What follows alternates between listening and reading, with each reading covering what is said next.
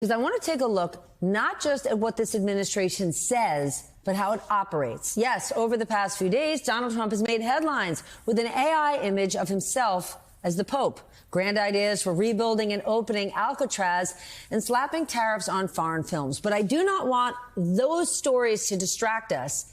And instead, I want to take a moment to look at the stories that Donald Trump is not talking about. Last week, a United Arab Emirates state-backed investment firm put $2 billion in one of Donald Trump's cryptocurrencies. The deal was announced by Zach Witkoff. You recognize that name? He's the co-founder of the Trump family crypto venture, World Liberty Financial. But he is also the son of Trump's longtime friend and special Middle East envoy, Steve Witkoff. You know, the guy who's been negotiating with Putin. Also on the stage when they made that announcement, Eric Trump. This deal would be a massive windfall for World Liberty Financial, which, as the New York Times has reported, is largely owned by a Trump family corporate entity. And on that very same day, Bloomberg reported that the U.S. is considering easing restrictions on NVIDIA selling chips, guess where? To the UAE. This would be a huge win for that country. Its progress on AI has been limited by the Biden administration's rules on chips. And now Donald Trump is set to visit the UAE as part of his Middle East trip. Guess when? Next week. And here's another story that I'm guessing you missed, wasn't on your radar, but let's put it there. An international trucking logistics company just bought 20 million of Trump's crypto coins. Maybe they're not trying to buy influence on trade policy. Maybe they are. But my question is, why exactly would a trucking company roll the dice on a meme coin that just happens to benefit the President of the United States? It is reports like this that have us asking over and over, is this White House for sale? Well, let's bring in some folks who might know the answer to that. Our leadoff panel, Luke Broadwater is here, Pulitzer Prize-winning White House correspondent for the New York Times. Susan Glasser joins us, staff writing for The New Yorker, and David Drucker, senior writer at The Dispatch. David, you recently told us that you pay attention to what Donald Trump does instead of what he says.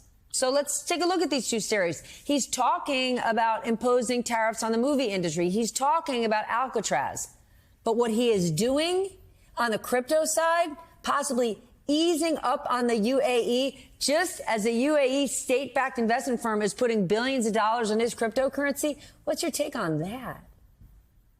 Well, Donald Trump is very transactional. Most things he doesn't really believe in one way or the other, so he looks at what benefits him, right? I mean, his concerns about the border and his love of tariffs are two exceptions.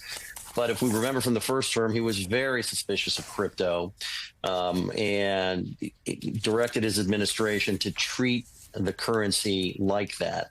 And this time around, it's been a completely different story. Part of that are the tech donors that came to support him in his third presidential run.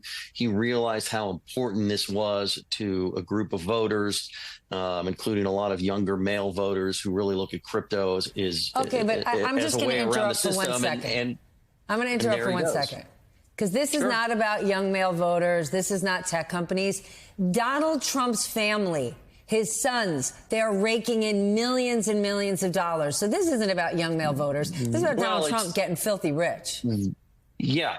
And that's the other part of the story. But my point is that when we talk about what he says and what he does, it's important to understand that there's not much that he believes in. So he changes his mind on a whim, both for what's good politically for him and what's good for his pocketbook. And I think what we've seen in this term, which is what we didn't really see in the first term, at least not blatantly, is that he has had no qualms about enriching himself and using the presidency to do so. It's something that wasn't there in the first 4 years, although people were looking for it. And this time around, he's very open about it. He doesn't try and hide it.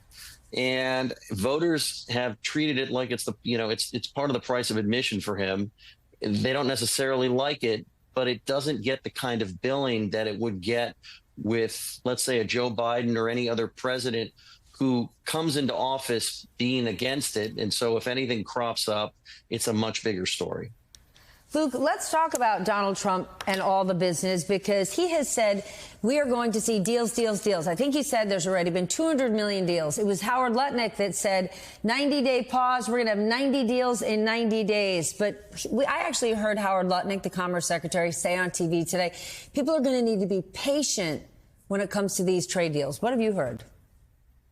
Yeah, the trade deals are not happening at the pace that, frankly, they need to if we're going to avoid some pretty bad results for the economy.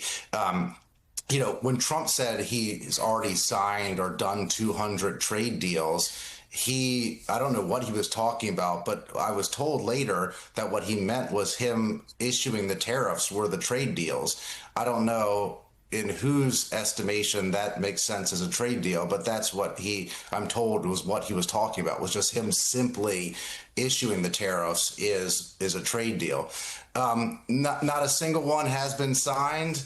There's lots of meetings and lots of calls all the time, but weeks and weeks have gone by now, and we're still waiting. When are the trade deals going to be signed? Everyone says, oh, it's the next week and the next week and the next week, but we aren't seeing a lot of results in terms of actual trade deals being signed. All right, well, let's talk about the new chapter in the trade war, Susan. Proposing tariffs on foreign films. It sounds like actor Jon Voight might have had a hand in this. What does this say to the world? Because we want to make it clear. The United States is the mega dominant force, $100 billion movie business, and we distribute our movies around the world at a much greater scale than anyone else. So what's going on here? You know, Steph, I think part of the problem is that we're wired to treat major trade announcements like this as if they're serious policy decrees. But in this particular case, I think what it underscores more than anything is that the United States has gone from being a rule of law country to a country in which a single man can tweet from his personal mansion late at night a decision that involves businesses that have global reach, that have hundreds of millions of dollars, if not billions of dollars on the line. Having gone through no known policy process, having made no rational economic sense, this is almost the exact opposite of the kind of technocratic, policy-oriented trade deliberations that we're supposed to be having that involve multiple branches of our government. You know, we still have a Congress, even if it doesn't do its job.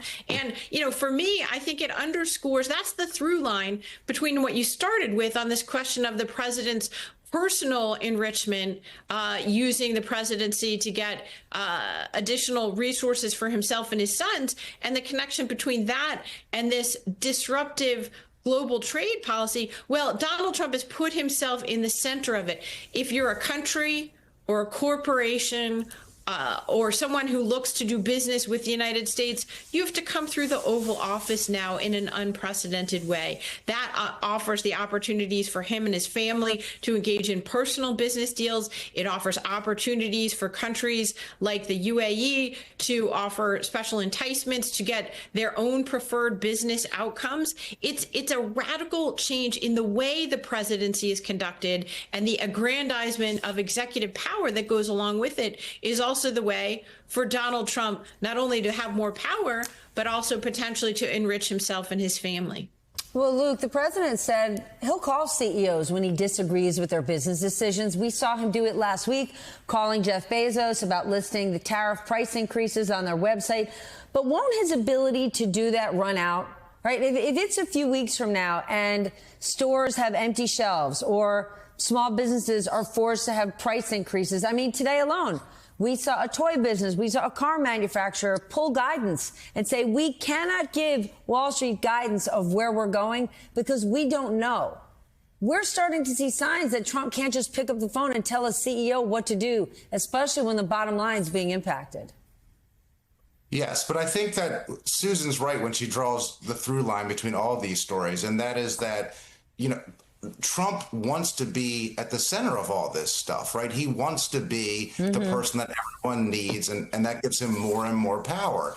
And I mean, look, just tonight, where there's a big fundraiser for MAGA Inc., $1.5 million ahead, and it's the crypto companies that are there giving money to Donald Trump. So, or to Donald Trump's PAC. So the